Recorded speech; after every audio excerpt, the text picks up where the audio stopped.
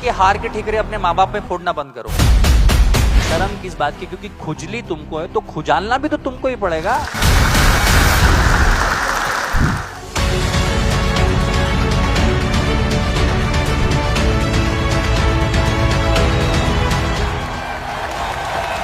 Let us celebrate and welcome Praful Billaware.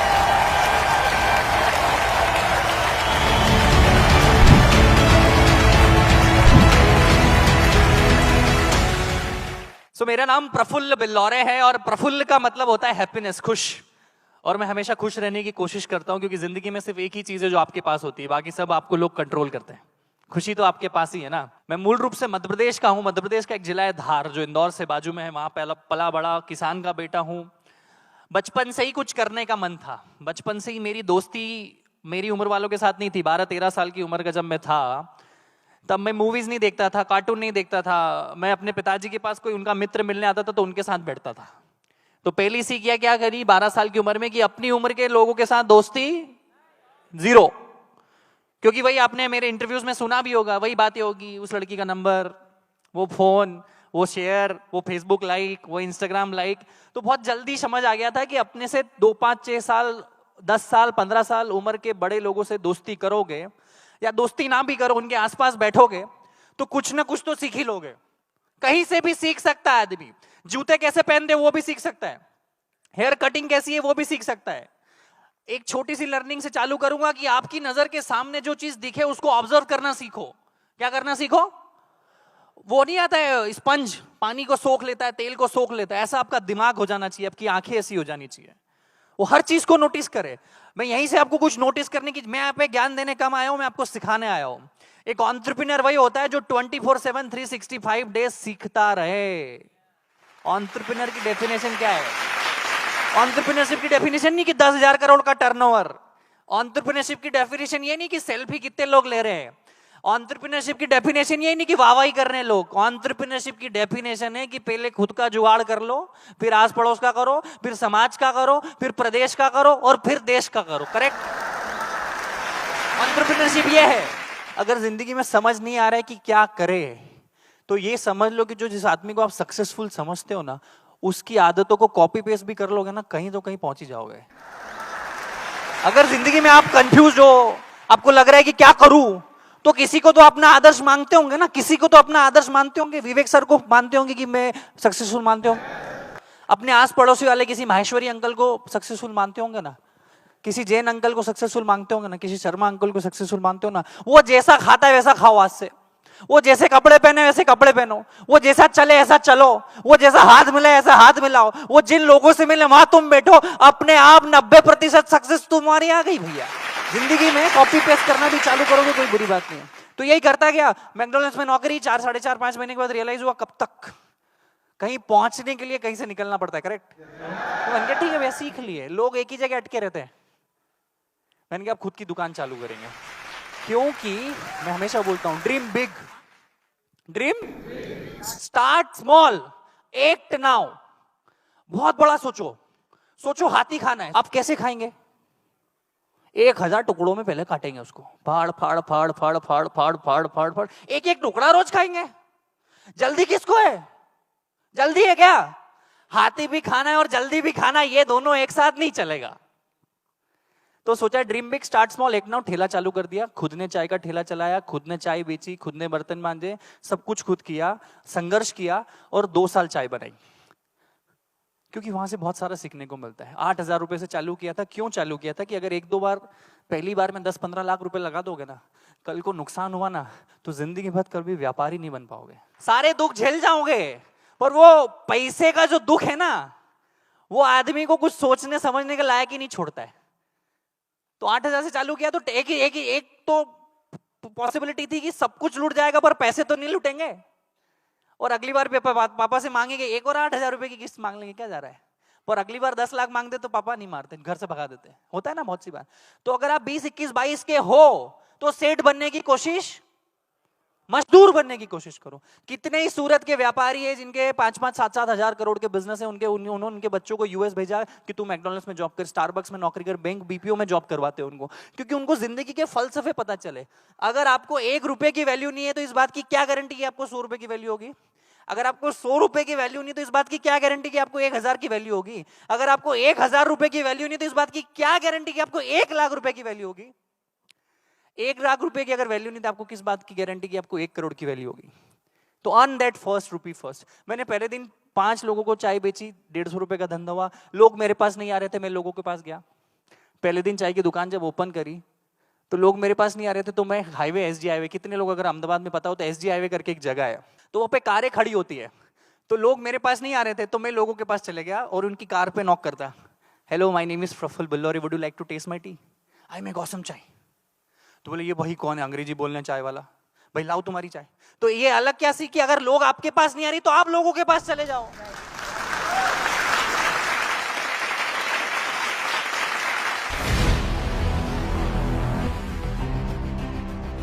Sir, अपना field के business में top में पहुंचने के लिए एज ए बिजनेसमैन के अंदर क्या क्या हुनर होना चाहिए? अगर आपका व्यापार है ना तो कोई एक चीज चुन लो।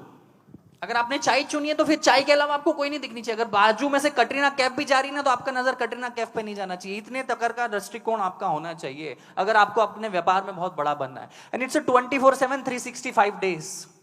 और आप उसी इंडस्ट्री के लोगों को चुनो जो आपकी व्यापार को या तो बढ़ा सके या व्यापार में नेटवर्क बना सके, आपके एम्प्लॉय बन सके, आपके को फाउंडर बन सके, आपकी सेल्स की टीम बन जाए। आपको सेल्फिश होना पड़ेगा अगर आपको बड़ा आदमी बनना है तो। आपको शादी ब्याह में नाचने नहीं जाना पड़ेगा, फिर आपको किसी की रैली में नहीं जाना पड़ेगा। आपको बड़ा सेल्फिश होना पड़ेगा और आपको आपके व्यापार में बहुत बड़ा बनना पड़ेगा और उसी इंडस्ट्री के लोगों से मिलना पड़ेगा और अपने सवाल पूछना पड़ेगा कि अब मैं फ्रेंचाइजी कैसे बढ़ाऊं, अब मैं व्यापार कैसे बढ़ाऊं, अब मेरे को ये दिक्कत आ रही है तो पूछूंगा। आप समझ रहे हो? बहुत मजा आने वाला आपको। यही 24/7 यही जिंदगी है आपकी। और आपको 4, 5, 6 साल, 1000 दिन का रूल बोलते हैं, मारवाड़ी में बोलते हैं ना, मारवाड़ी लोग 1000 दिन आपके व्यापार में आपको पूरे देने पड़ेंगे 24/7 इंटू 365 डेज। तो आप उसके पिताजी बन जाओगे। आप जिस चीज को सबसे ज्यादा समय दोगे, आप जिस चीज को सबसे ज्यादा समय दोगे उसमें आप उसके महारथी बन जाओगे। आपने एक चीज बोली थी कि अगर पैसा बड़ा लगा के हम बिजनेस करते हैं और बिजनेस डूब जाता है तो दोबारा हम पैसा नहीं ले सकते अपने पेरेंट्स से।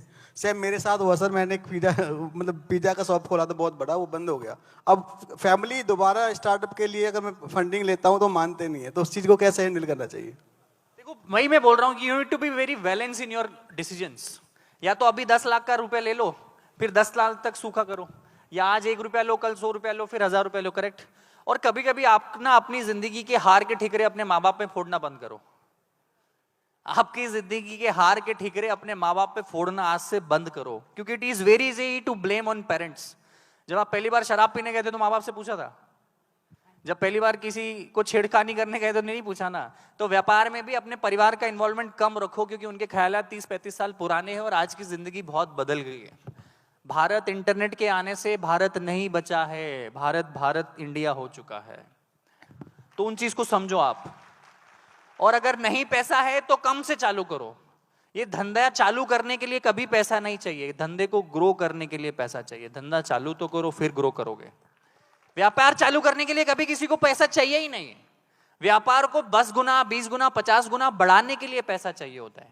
तो ये बहानेबाजी बंद करो।